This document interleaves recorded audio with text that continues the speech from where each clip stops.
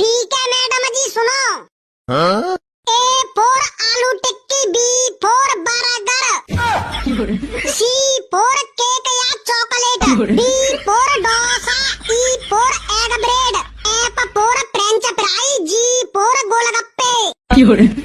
H for hot dog, I for ice cream, J for jalebi, K for Kurkure, L for lollipop, M for momos, N for noodles, O for onion pizza, P for pav bhaji, Q for quarter, R for रोटी नहीं खाऊंगी,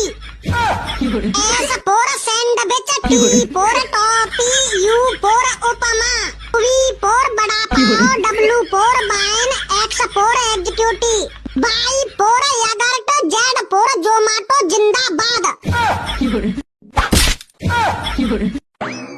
hello hello